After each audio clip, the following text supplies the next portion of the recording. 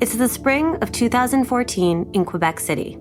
Oncologist Dr. Valérie Laroche sees a new patient, a 3-year-old boy with a brain tumor. To protect the family's privacy, we'll call him Jacob.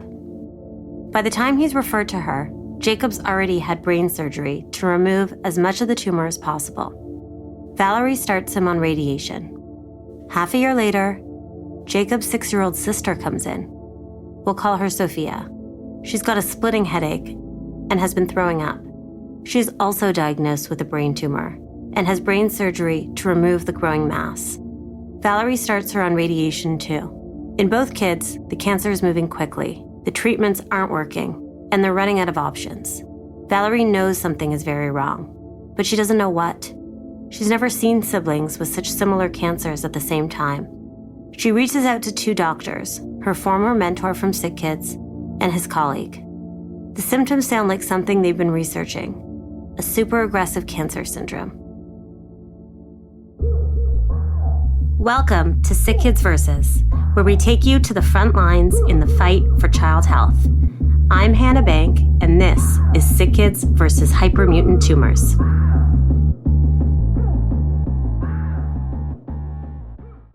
My name is Tabori. I'm a physician here at the Hospital for Sick Children, and I treat kids with cancer.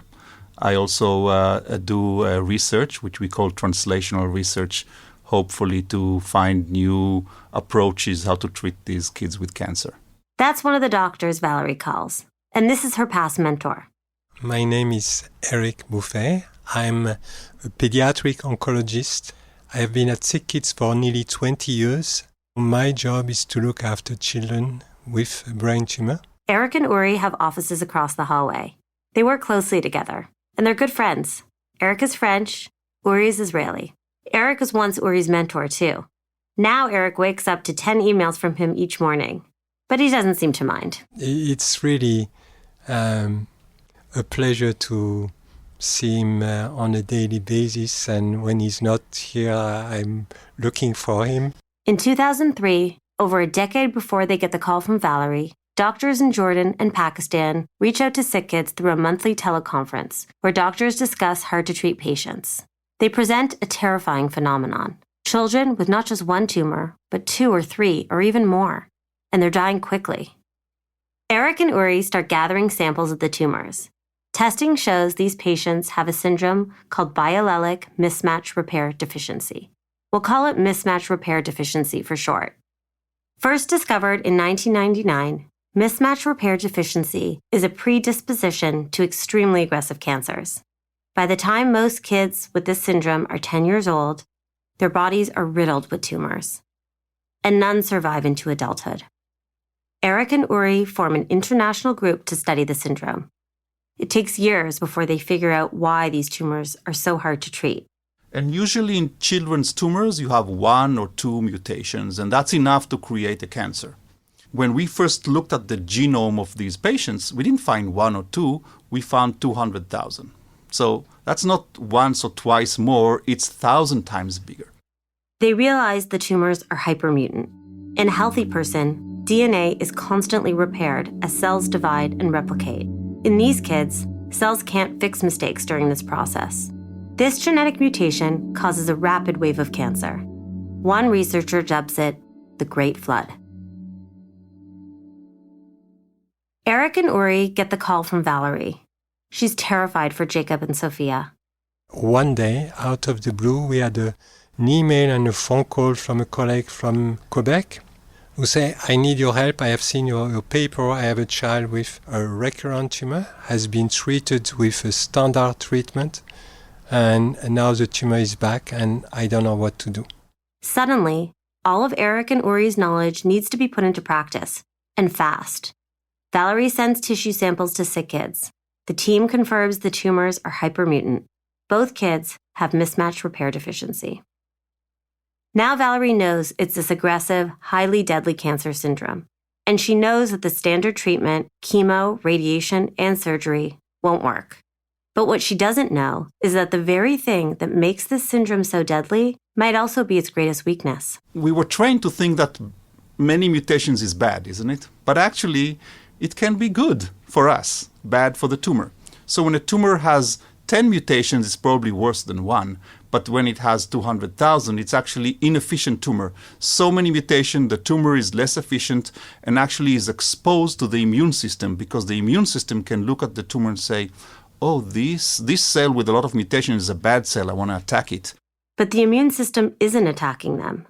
That's because our body's tissues have multiple immune checkpoints, a biological verification system which is designed to prevent the immune system from attacking healthy cells. Not only do the bad cells need to look bad, they need to signal that they're bad too. But the hypermutant tumors aren't doing that. They're smart. They keep quiet, which is why the immune system won't attack. It's stuck at this checkpoint. But if Eric and Uri can bypass the immune checkpoint, they can unleash the full power of the immune system to attack the cancer. And they think they have a new group of drugs that can do just that: immune checkpoint inhibitors. The only problem is that the drug isn't approved for kids. But there's a loophole. If a patient has a life-threatening illness, the drug company may offer the medication on a compassionate basis. Because Sophia is so sick, they get the green light to try the checkpoint inhibitors. But what happens next is not what the doctors expect. 1 week after she received the dose, we heard from our colleague physician in Quebec that she was not doing well. She was having repeated seizures. She was admitted in ICU.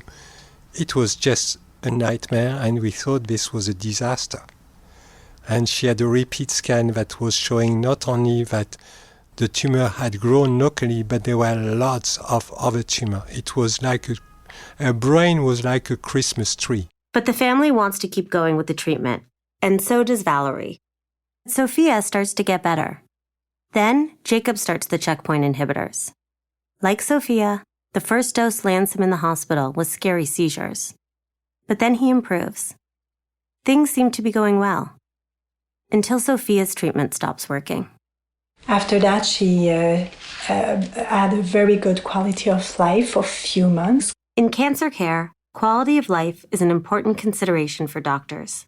They know they might not be able to save every patient's life, but ideally, they can give kids like Sophia the chance to be kids a little longer. She was attending school and doing activities, but unfortunately, she has another deterioration 9 months later, so with significant headaches and progressive disease, and then she passed away. The family is devastated. Even more terrifying, their son is still fighting for his life. The medical team and the family regroup. They add another drug to fire up the immune system. And then they wait. Every 3 months, they do an MRI to see if Jacob's tumor is shrinking or growing.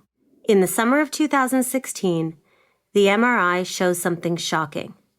The tumor is gone. When they came through the MRI, they come at the clinic and we look at the image and we compare it with the previous one. And it was amazing because we couldn't see any residual tumor. So we were happy. Mom and dad were crying. This was the first time in several years which I just sat down at home and cried. Because as doctors, we never get used to that, but we see more and more sad stories and we learn how to deal with them.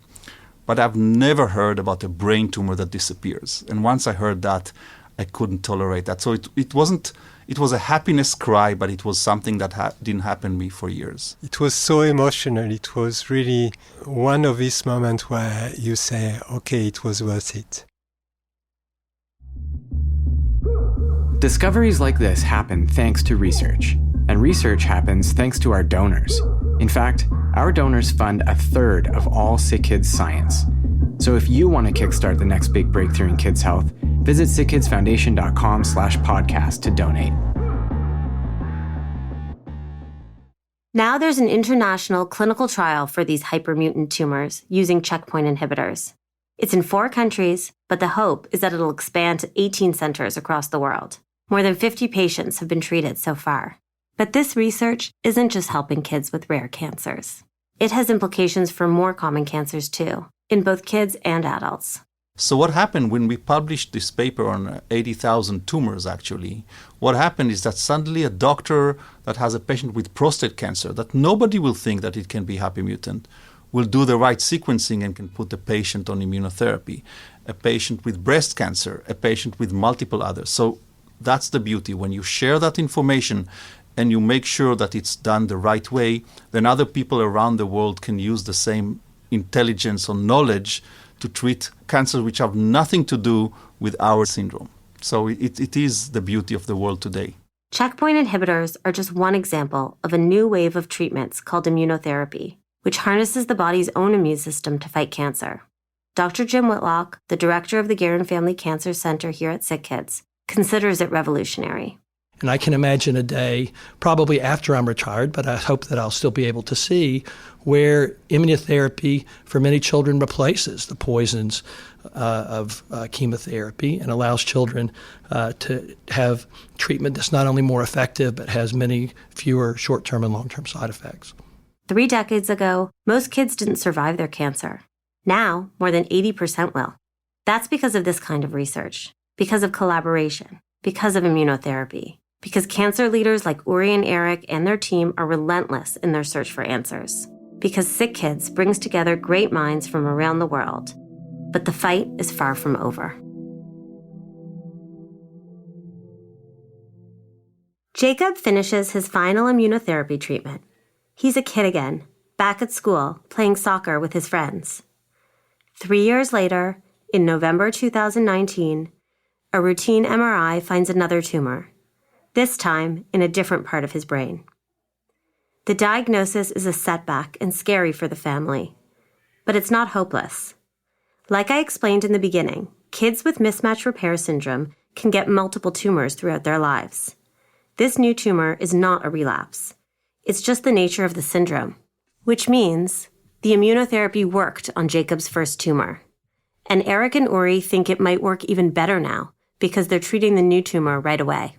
You know, this is a discipline where you fight every day, you fight for life, and to me this is, a privilege to do this. And this fight is really the driver of my life. I'm born like this. I'm a competitor, I'm a runner, I'm a cyclist, I'm a fighter.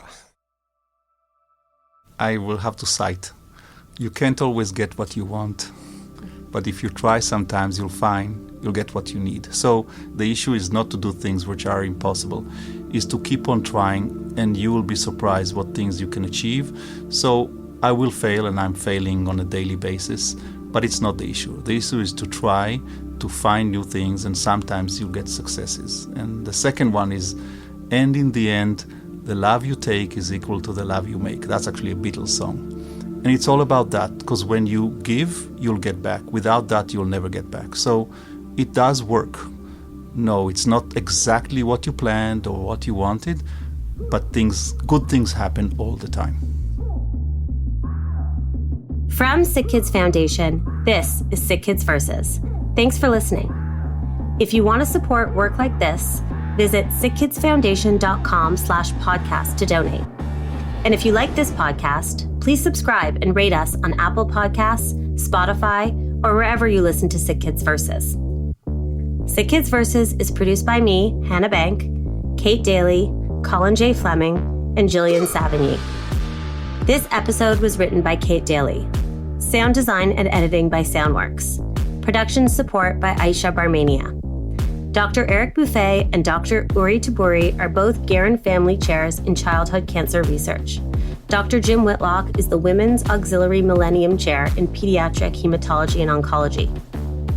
For photos, transcripts, sources, show notes, and lists of donors, as well as researchers and clinicians who help make this breakthrough possible, visit sickkidsfoundation.com/podcast.